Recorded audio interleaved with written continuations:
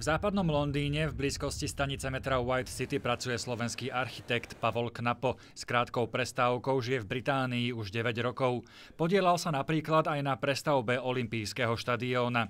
Dnes pracuje v softvérovej firme, ktorá vyvíja komunikačnú platformu pre stavbárov, architektov i investorov.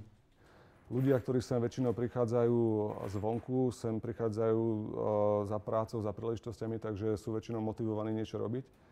To neverím tomu scenáru, že jednoducho sem človek príde a poberá nejaké sociálne dávky. Pavol tvrdí, že až na pár výnimiek väčšina jeho známych britský sociálny systém nikdy nevyužívali. Odchod krajiny z únie by ho mrzel, doplatili by na to obe strany. Ďalším problémom by bolo napríklad najímanie ľudí zo Slovenska trebárs. Tu máme tiež máme v pláne rásť. Britský premiér David Cameron žiada, aby mali migranti z iných európskych krajín nárok na podporu v nezamestnanosti až po 4 rokoch práce.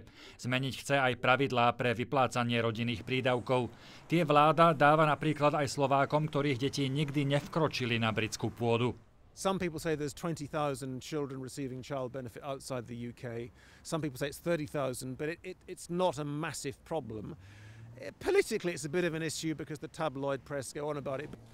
Zmeny vo vyplácaní sociálnych dávok však zrejme Cameronovi v Európe neprejdú. Išlo by totiž o diskrimináciu občanov únie. Podľa poslanca britského parlamentu za Škótsku národnú stranu je zneužívanie sociálnych dávok tak trochu mýtom. Väčšina prisťahovalcov naopak do systému prispieva, z čoho získava aj Británia.